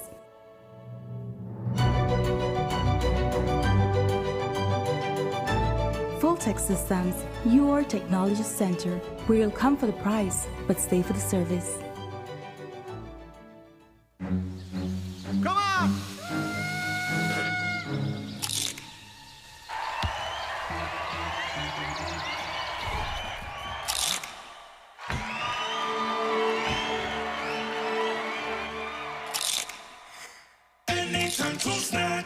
When hungry or craving, when laughter or tears, enjoy the best snacking or flavors are here. Asadas, bocadas, chiladas, doradas, delicious for snacking, done right and done here. Done right, done here. Investment Services Explained. In September 1999, SSB's Mortgage and Investment Unit was created. The unit later became the Investment Department in 2005 and officially Investment Services in October 2007. So, what is the Investment Services role? How does Investment Services help to support Social Security and you? And why is Investment Services important to Belize? Investment Services' function is to make prudent investments in the form of commercial loans, shares, and real estate development. The interest income generated from these investments ensures the fund is sustainable to pay current and future Social Security benefits to its insured persons. The investment income is used to support the working population and pay pensions such as retirement and invalidity.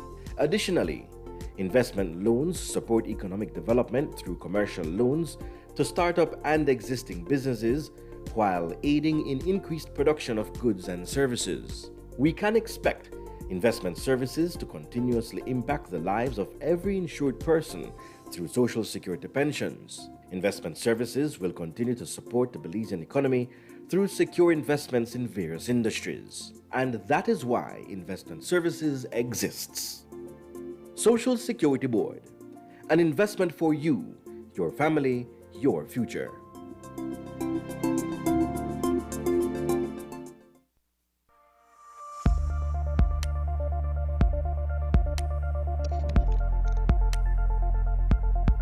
Environmentally degradable plastics, or EDP, are plastics that are affected by a combination of environmental conditions that cause the plastic to break down within an acceptable time frame. They are specifically designed to degrade into carbon dioxide, water, and other biomass substances. The level of breakdown can vary based on standard test methods appropriate to the plastic. Click on the link below to see what you can do to help end the nightmare of single-use plastics. I'm Alison Castillo, and now you know.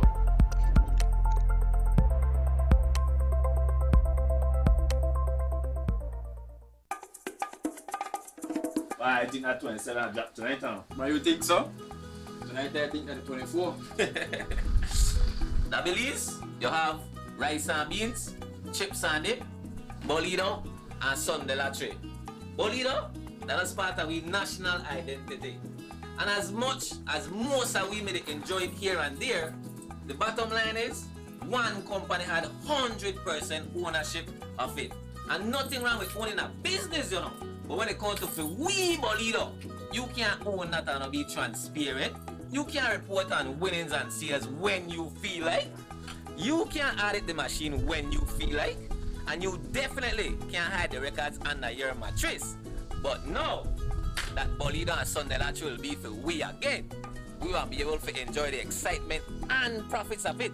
And that's a double win for us.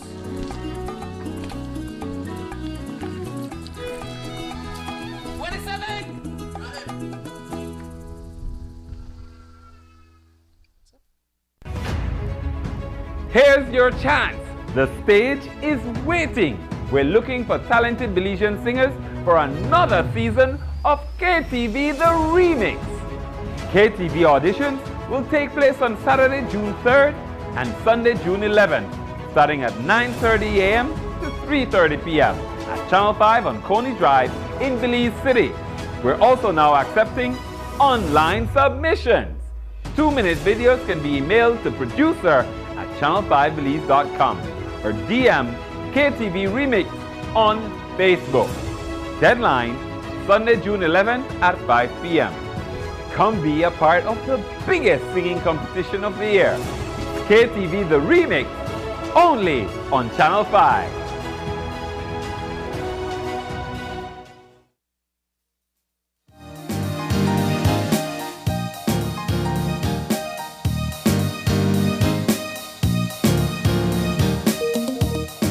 And welcome back. We are having our second segment of the morning. We are joined by the Belize American Chamber of Commerce to talk to us about Panthers in Destination. With us, we have representatives. We have Tammy Holmes. She is a Dr. Tammy Holmes, that is, of Prairie View A&M University. Good morning. And also to my right is Tony Clomax, an assistant professor. Good morning. Good morning. And we also have over to my left Kennedy Woods, a student at Prairie View A&M University, actually a recent graduate. Yes. Congratulations. And Keishan Groves, also a recent graduate of the university. Good morning, everyone. Good morning.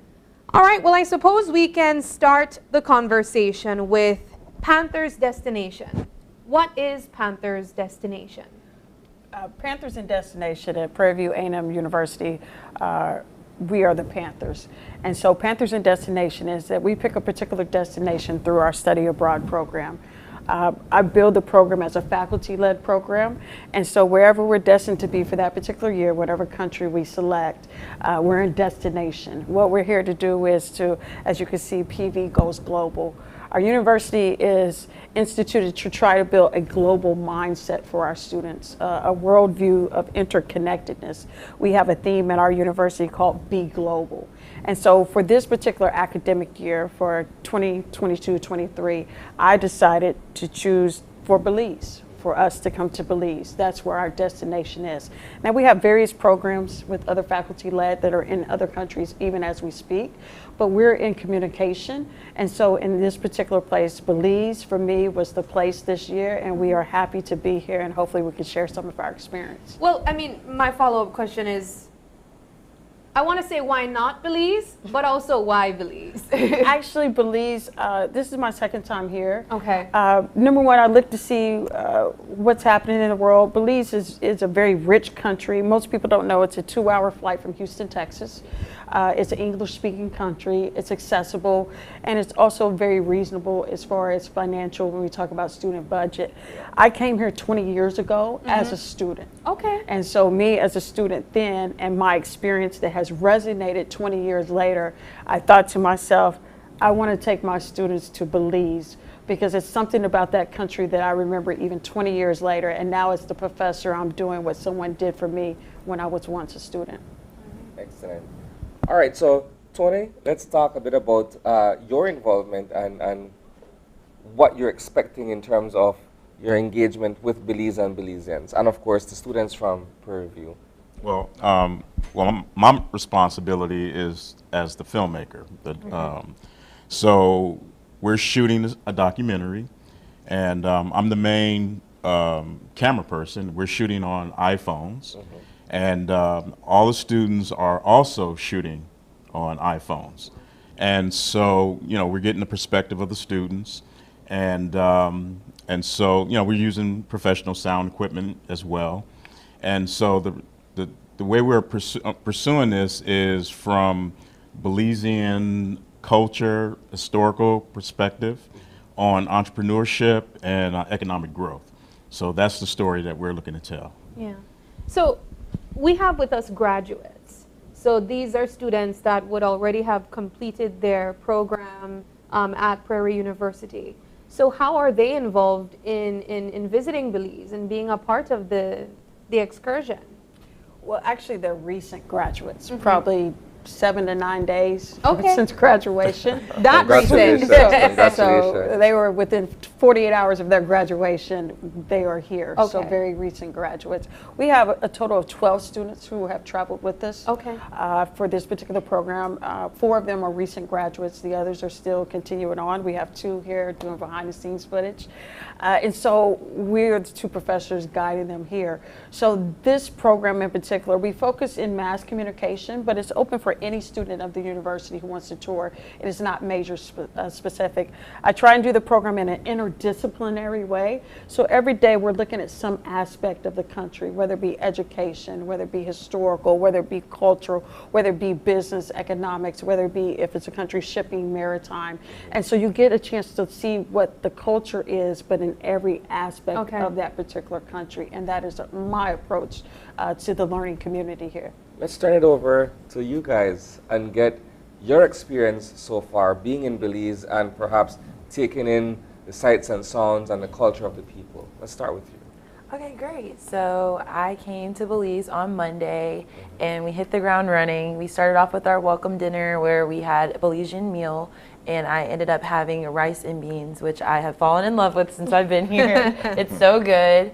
And I just was really, I took this trip to immerse myself in Belizean culture, and I'm really, really enjoying it. All right, and yourself? I was really, really pleased to come on the trip. As far as studying abroad, my sister was a study abroad student before me, and so she really expanded, pushed me to expand myself. And so like Kennedy said, from trying different foods and different excursions and things like that, I really found myself coming outside of the box and talking to different Belizeans. They're like, you're doing it right. To push yourself and to come out here and really ground yourself and put your feet on the ground with us has been a humbling and very beautiful experience. What programs did you guys study? I majored in political science and I double minored in legal studies and communication. And the reason I was actually afforded this opportunity was the honors program. I had a 4.0 and they were like, we need you to have representation abroad. So, yes. And yourself? I'm a mass communications major with a minor in behavioral studies and political science. And so it was kind of like the same thing. My department was really adamant about me coming to kind of narrate this experience and help take that experience back to Prairie View. So when you say take the experience back to Prairie View, what does that mean? Along with the documentary, we have behind the scenes footage that we've been sharing and collecting. And as far as like, even as simple as still talking to my friends that are still in school and encouraging them, hey, this is something that you should try before you leave. You should study abroad. There are so many things that I was worried about with coming to a different country, but I haven't thought anything else about those things. So to just even call or put something on Twitter or Instagram and be like, hey, I'm having a good time, I'm safe, I'm healthy. Safety and health is the number one. So like showing other students that's the thing that can be accomplished has been like so super, super rewarding. How long are you guys going to be here for? We were here for a total of 9 days. We have 2 days left. 2 days left. What has been the biggest, perhaps, fact that you've learned so far while being here? Ooh, there's so much from going to Lemon and really, it was like once I got out there for whatever reason, I could not stop asking questions. I could not stop looking around and really wanting to immerse myself in all of the facts that was happening. So I think the thing that I took away was like the fact that women could rule empires. Yes. I'm a woman. I am a ruler. Like I could rule something. And it's like, that was something that I really hold close to me, because there are not a lot of times in history, especially in our history, where they're like, women are leaders. They want us to be followers. So it was like really, really immersed in that conversation. You would appreciate that the country has a rich history. Yes. We're a young country, but we have a rich history in terms of the people who make up our past and the diversity of the cultures in Belize. If you look around, everybody looks different. You know, everybody has different traditional practices and that sort of stuff. And I think that's one of the biggest selling points for Belize in terms of either visitors, for people who come to live here, or in your case, students studying abroad. what do you go back and say to your friends or your family members having experienced Belize, albeit for a short period of time? I think that something that really resonated with me, as you discussed, was the diversity in Belize. And yesterday we were fortunate enough to go visit the people from Garifuna, and that was really, really cool for me because they are African descent and they are here in Belize. Yeah. Does it give you a sense of almost a familiarness between the different cultures, perhaps the Garifuna culture? I saw you guys there drumming with them. What was that experience like? It was exhilarating. It definitely took me out of my comfort zone. I am a little challenged when it comes to rhythm. So I'm a little challenged when it comes to rhythm, but they definitely taught us the different rhythms, and I was able to learn 2 songs. So that was really cool. The connectedness was definitely there. Yeah. I'm not as rhythmically challenged, so sitting there and really taking in that experience, I found that I did better when I would close my eyes and just be able to feel the beat, feel the rhythm, and really just be a part of the land. Like, I didn't want to leave. Like, I don't want to leave. And that's something that I think many other students will find themselves feeling once they start getting towards the end of the trip. I think on day 3, Dr. Holmes was like, before you know it, we're going to be getting on a plane and going back. And it's like, now we're almost at the end and I don't want to leave. Like, you could always apply for an extended stay. You're welcome. Or, I mean, you guys are graduates. You could come back on your own personal vacation trips. So now that you're winding down, what is the big takeaway from you both? I'll start. As I look forward with leaving this experience and moving on to my career field, I will work in a career field that encompasses a lot of different people from everywhere because I'll be working with a trafficking organization. And so with that, with Texas being so big, it's really like the same thing of being a melting pot. There are so many different people that come through there. And so with the different experiences of like, I'm not from here, I've experienced trauma, I want to get help in these different things. I now have different experiences from different places and people that I can try to help apply to my career path. And so I'm just looking forward to thinking back to these moments of when I was scared or I felt traumatized or I felt like I couldn't do something, and then there was something that immediately was corrected, whether it was here or somewhere else. Yeah. And for me, I'll be working in tech, so this for me was an experience personally for personal growth. And through that, I was able to kind of discover myself a little more, things that I like, things that I don't like, and how I can incorporate that with my professional setting. Yeah. Well, we spent a lot of time over the left side. But, Doctor, what do you hope the takeaway to be from your students that come here? The takeaway ultimately is to let them know that there's a world outside of your home, and sometimes you have to look out the window and just not focus in the mirror. Yeah. We live in a global village, and many times people might not move out of their neighborhoods, out of their local communities, out of their state, out of their nation. Just simply having a passport, half of our students just first time obtaining a passport, not just to be able to travel, to understand your global identity and place in this world. As I can say, the world is much bigger than what we focus on day to day. And as you begin to put that in perspective, you begin to see that, number one, there's a sense of gratitude. You also see that there's differences and there's advantages and disadvantages to all places and all things. And it takes all of us, number one, to be in this world. So that global connectedness, we are connected. There are more things that are more similar about us in the world than there are differences. Yeah. But that differences creates the diversity, the uniqueness, the richness, the savory, the flavor. And so I just want them to understand, if you can do this, there's any place you can go. Yeah. It's a great place, and it expands your thinking, it expands your awareness, your global consciousness, even your local, and how you go back home. I tell them all the time, when the trip is over, that's when the journey truly begins, because you're going to see not just the impact, but what that impact becomes as transformation years down in the future. I'm 20 years later and I still remember on the hammocks, I still remember the drumming, I still remember, which that has resonated for me to bring these students back here today. Yeah. And I mean, you guys said that you have 2 days more here in Belize.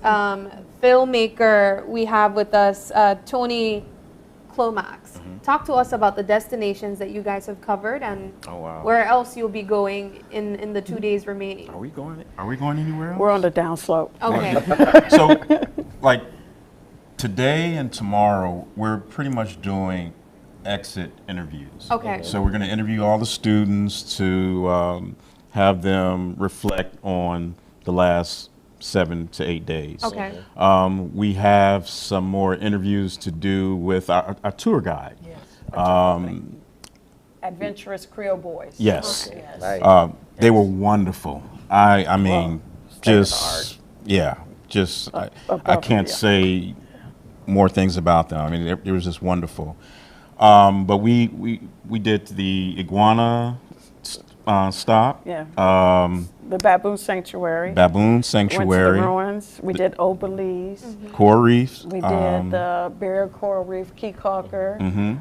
They got a chance to snorkel. They did Jaguar Paw. They zip line, which was huge. They did a lot. Mayan ruins. We did the ruins. We went to Hopkins yesterday. I put them to work. There's no off days. We're all gas, no breaks. And I told them, we're coming to work. And so, you know, they can sleep when they get home. Yeah. But I need to immerse them so they really understand.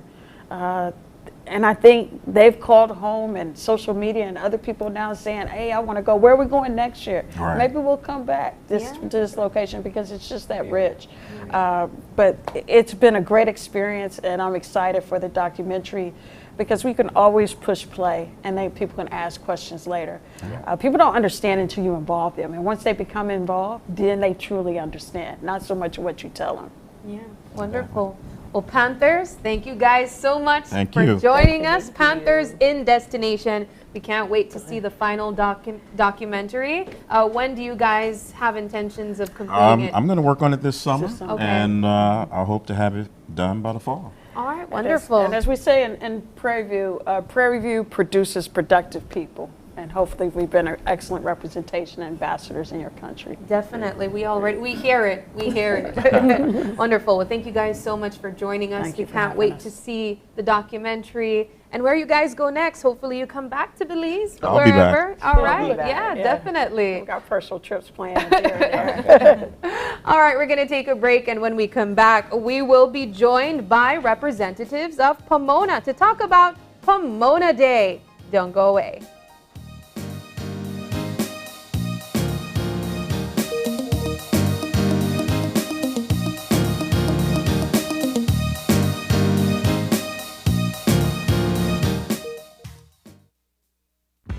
With eCash, bill payment is extremely convenient, and all utility companies accept eCash payments. What's even better? You get to split bills with your roommates, siblings, or whoever you desire.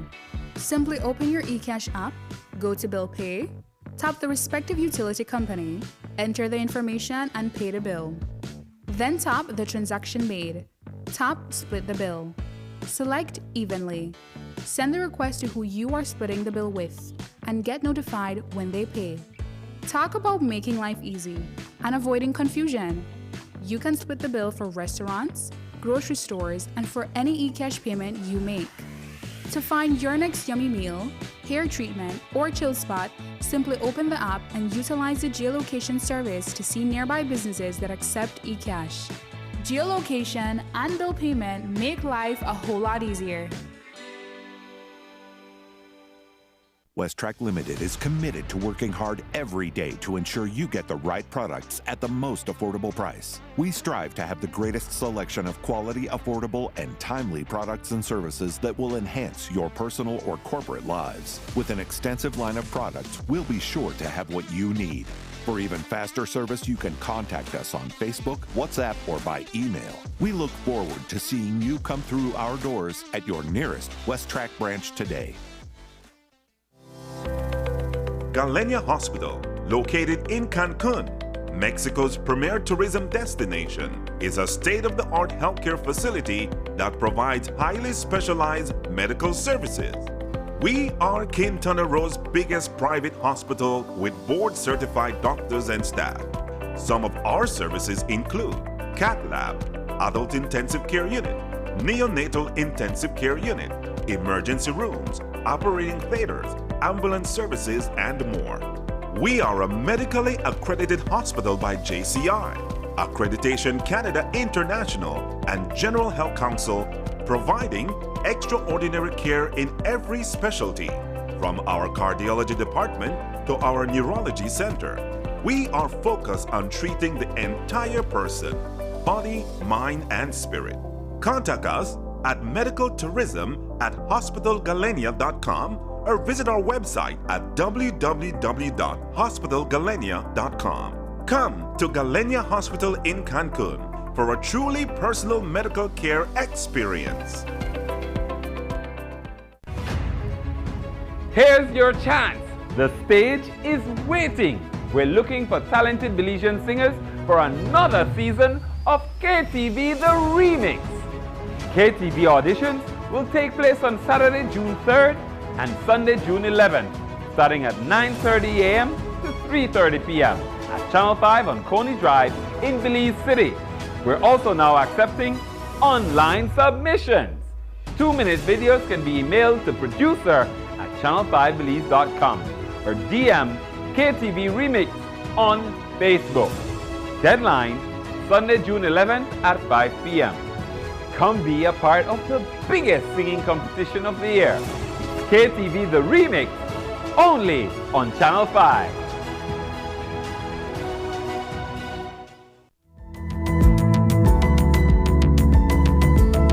Smart introduces Real Unlimited Postpaid Plans, providing customers with unlimited talk, unlimited text, and unlimited data. Now that's a real great deal. With Smart Plus, Share 1 and 2, and Enterprise 1 and 2 plans, you can talk as much as you want, text as much as you want, and for the first time ever in Belize, you can enjoy unlimited data with your postpaid plan. So come in and sign up for an unlimited postpaid plan and enjoy limitless possibilities.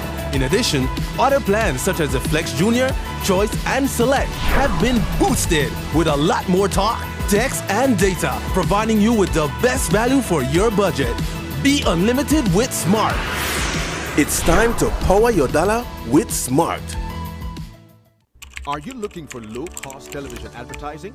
Have we got a deal for you?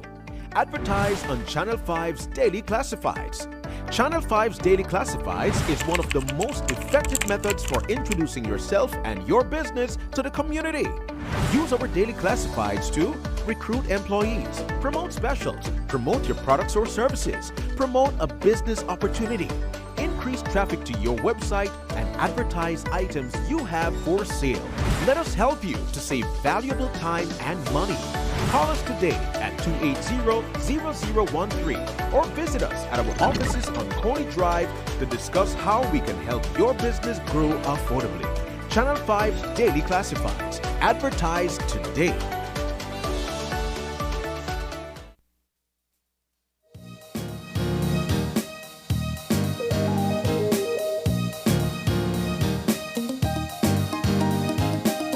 Welcome back. We are here having our third discussion of the morning, and we are joined by the Pomona Village Council talking to us about Pomona Day and why you apparently should attend. Good morning. We have with us Melida Ingram, and she is the Pomona Village Council chair lady, as well as Aaron Ferguson in the middle, talking to us about Pomona Day as well, and Emil Vera, the treasurer of the Village Council. Good morning, ladies and gentlemen. Thank you. Good morning. Guys. Good morning. Thanks for having us. All right, well, let's get into the meat of it. Pomona Village Day. Why? What is it? We want all the questions answered. Tell us.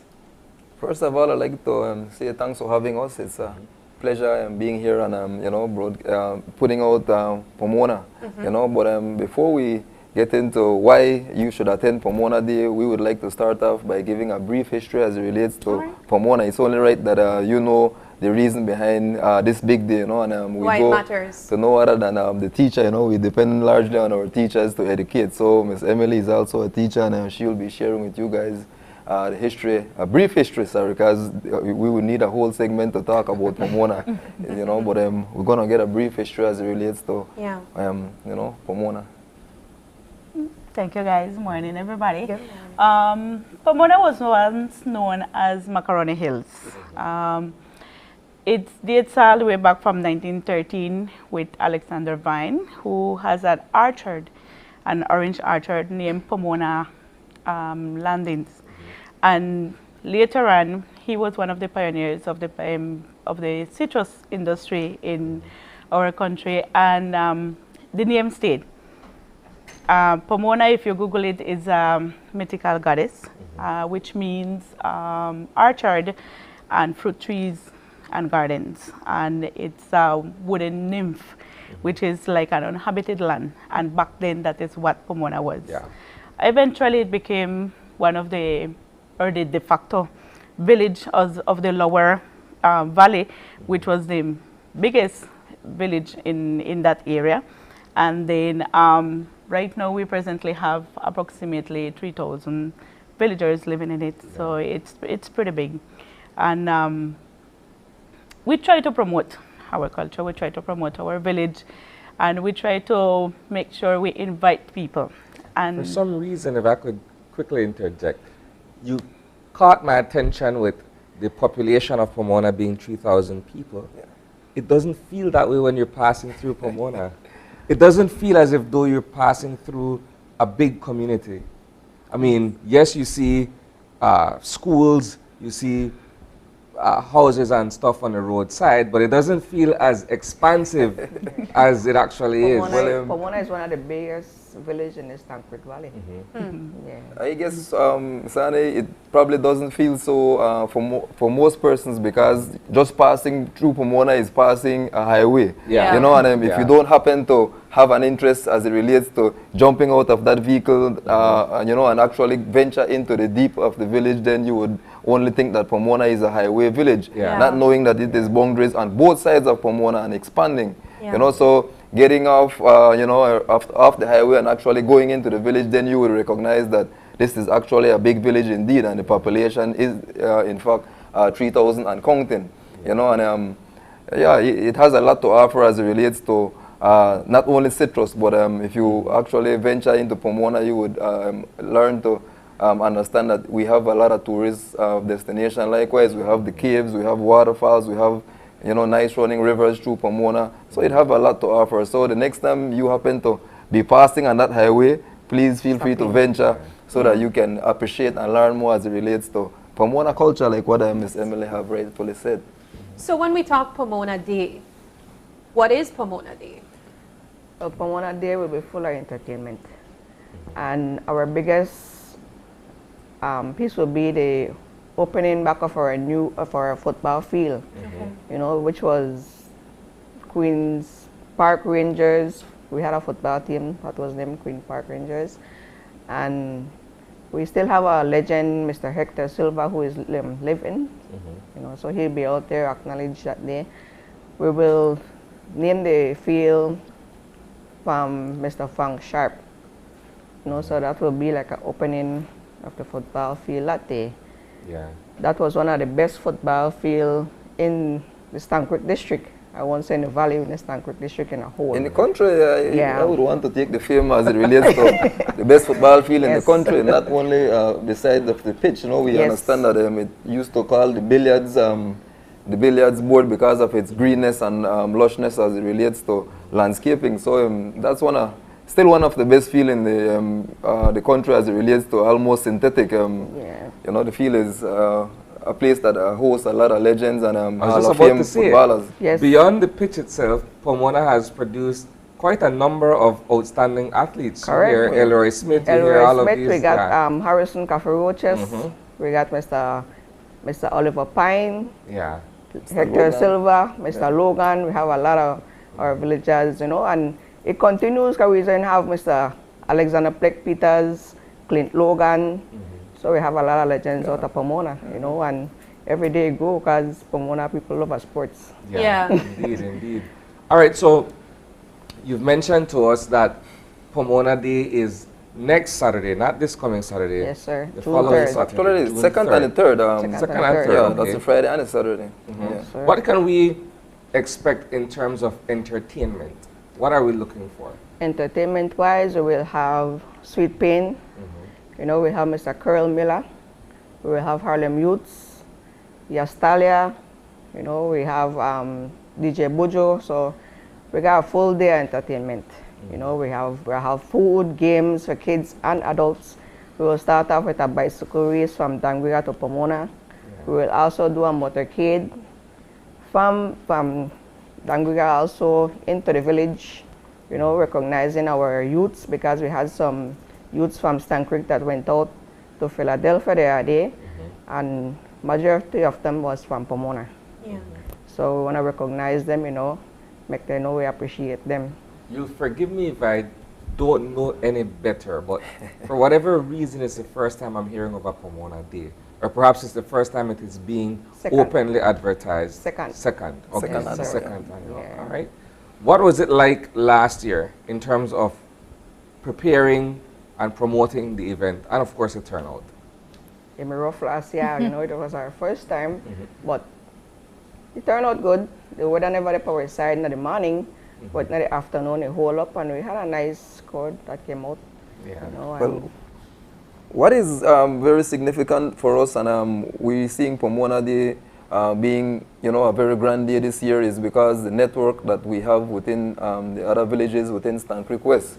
You know, we had built this camaraderie as it relates to, if, you know, Hopkins is having a village day, if City River is having their village day, we have a network whereby, you know, we bring football teams, we bring buses and what have you, and head on down to that village itself. So now we are seeing it not only becoming a village day, but a business exchange as it relates to our sharing of, you know, business ideas, and also bringing in people to, you know, to make a little dollar at that time. As we know, the citrus industry is not the best at this time. So this village day is not only to glamorize Pomona, but to also bring a little income to tables. You know, the Pomona Day is a day that we can see people bringing out the little panadas, you know, the little arts, whatever it is to make a business on that day. And that is what we are doing. So, you know, last week we had George Song Day. You know, we're having Maya Center Day. We know we have Banana Fest in San Juan Copen.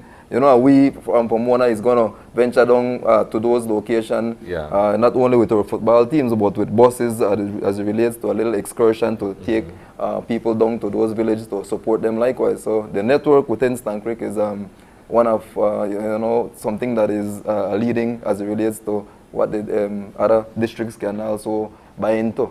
Yeah. So we know that there's opportunity for small businesses, you know, in the different villages as well, to be a part of Pomona Day. Sure. But why invite us? Why should we, from out district, come to Pomona Day? Well, like I had mentioned, why come to Pomona Day? The most important part of coming to Pomona Day is the history. You know, and Pomona hold a lot of history as it relates to the food basket, as it relates to feeding, you know, the country of Belize. And not only by the history, but the entertainment that we are going to have out there, and the reason behind Pomona Day. You know, celebrating Pomona Day is something historical for us as it relates to showcasing what we have, the culture of Pomona. And, you know, this opening of this football field is something that is the brainchild of the Honorable Rodwell Ferguson, and bringing back history to that particular field. I don't know if you guys know of the football pitch that I am talking about. It's adjacent the St. Matthew's Anglican Primary School, and that pitch holds a lot of history as it relates to Belize, as we go back as far as the 1950s, as it relates to the amount of, you know, participation and community that I'm used to hold at that football pitch. And it is going to be lit. It is going to be named, and certainly we want, you know, the entire country to be in support of bringing back the, you know, the camaraderie that Pomona once has as it relates to sports. So that is very important for us, and we invite the entire country to being, you know, participation of that very grand day for us. All right, wonderful. It's going to be a fun day. It's also going to be a learning day. Wonderful. You know, because you're going to learn a lot about Pomona. You know, so. You guys have any last words? Any sponsors you would like to We to do highlight? have a very big list of sponsors, which we are very thankful for because, you know, it's something coming from a village. We don't really have the fundings for it, but we have gotten a very good response from our local and not so local companies. We have DAFCO along with Mr. Rodwell Ferguson. Honorable Rodwell Ferguson, they are donating a whole lot for us. Caribbean Tires, CPBL, Impact and Grigam, Pomona Water Board, Silkgrass, J&E Youth Quality Clothing. We have West End Enterprise, Naya's, Spotless Body and Beauty Bar, Bowen & Bowen, Mary Sharp, Best Septic from Mr. Emil Moreno, West Track, Seri Del Mar, Uncharted Jewel Belize, Beauty Bar by Jen, DEC and Sons, ADS, Shy Bell, Landsworth Funeral Home, Quality Poultry Chicken, Family Shopping Center, Ella's, Garimaya, Beaches and Dream, Hopkins Bay, and some other businesses have yet to respond to us, but they are responding well. Wonderful. And we are very thankful for their support. I see we can win up to $8,000 in cash. What is that? Well, football marathon. The football marathon is one of the main highlights of the day, and you know, that alone carry a lot of weight as it relates to giving out of cash. Beside the football marathon, we're going to have a lot of other activities. We're going to have, you see where they have the coconut husking, we're going to have the orange peeling. That's one of the main highlights, is Citrus Capital. Right? So we're going to have a major peeling of orange. That's not with knife, that's with your hand. You know, back in the days, you used to pluck actually the teeth and the ram, everything left in your mouth. But that's, you're going to pluck it and you're going to peel it with your hands as neatly as possible. No scars as it relates to being on the oranges. So that's one of the main highlights as it relates to Pomona activities. Orange. Oh, wonderful. The Citrus Valley. Yes, Bring back that village life. Yeah, that sounds entertaining on its own. So. Well, guys, thank you so much for joining us. We can't wait to hear all about Pomona Day next Saturday. It sounds like the place to be to support a village that has contributed so much to our economy as it relates to the citrus industry as well, but also the history that's involved, you know. So I'm really excited to hear about the feedback. Yes, all right, well, thank you guys so much for joining us. We are going to take our final break, and when we come back, we wrap things up.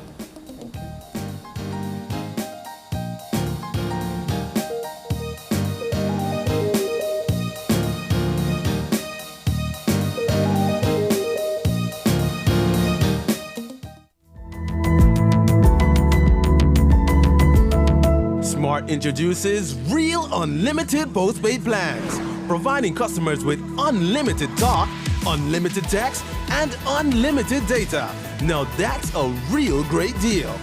With Smart Plus, Share 1 and 2, and Enterprise 1 and 2 plans, you can talk as much as you want, text as much as you want, and for the first time ever in Belize, you can enjoy unlimited data with your postpaid plan. So come in and sign up for an unlimited postpaid plan and enjoy limitless possibilities. In addition, other plans such as the Flex Junior, Choice, and Select have been boosted with a lot more talk, text, and data, providing you with the best value for your budget. Be unlimited with Smart. It's time to power your dollar with Smart. Have you heard about the once daily pill that can help prevent HIV? Pre-exposure prophylaxis, also known as PrEP, is a once daily prescription medication that helps you lower your chances of contracting HIV. PrEP may not be for everyone, so speak to your healthcare provider to find out if PrEP is right for you. PrEP does not prevent pregnancy or other sexually transmitted infections, so it's important to use a condom every time you have sex and to get tested regularly. PrEP. It's something positive to help keep you HIV negative. You must be HIV negative to qualify for PrEP, so you need to get tested for HIV immediately before and every 3 months while taking the pill. So what are you waiting for? Talk to your doctor about your risk of HIV and find out if PrEP is right for you. Make staying safe a habit. Step up, PrEP up. To partake in the ongoing PrEP pilot project, which ends in December, visit Matron Roberts Polyclinic or the Belize Family Life Association in Belize City. Your life just got a lot less complicated with Belize Bank Contactless MasterCard Debit Card. Introducing our Standard Debit and MasterCard Platinum Debit Cards. Now you can make purchases anywhere MasterCard is accepted with one tap, pay and go. Your contactless card never has to leave your hands, especially in these times. And your card is embedded with multiple layers of security. Platinum card holders get to enjoy extra benefits like price protection, purchase protection, trip inconvenience, and luggage protection, just to name a few. Start enjoying a cashless lifestyle today with the Belize Bank.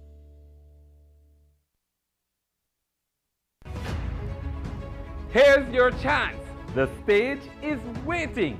We're looking for talented Belizean singers for another season of KTV The Remix. KTV auditions will take place on Saturday, June 3rd and Sunday, June 11th, starting at 9:30 a.m. to 3:30 p.m. at Channel 5 on Coney Drive in Belize City. We're also now accepting online submissions. 2-minute videos can be emailed to producer at channel5belize.com or DM KTV Remix on Facebook. Deadline, Sunday, June 11th at 5 p.m. Come be a part of the biggest singing competition of the year. KTV The Remix, only on Channel 5.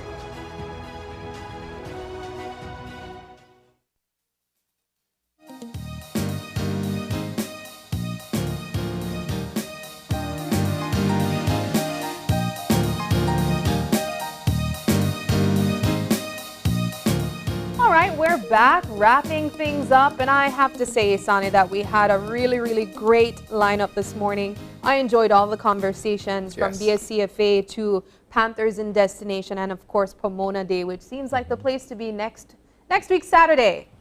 And Sunday. And Sunday. Yes, of course. Yeah. We want to say thank you so much to our viewers that was here with us this morning, however long you were here with us.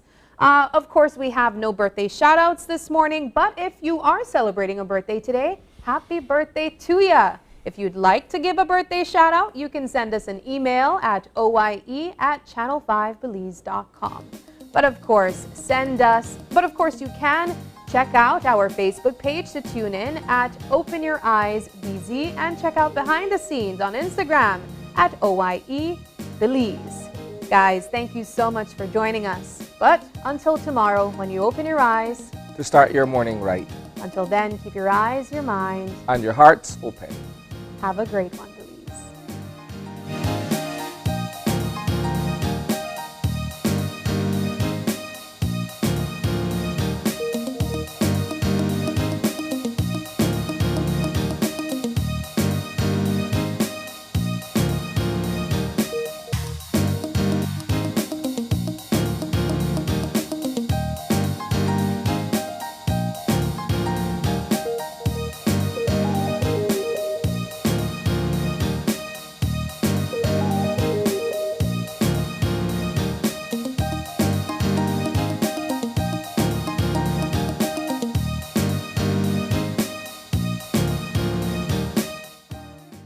Open Your Eyes was brought to you by the Belize Bank. Our country, your bank.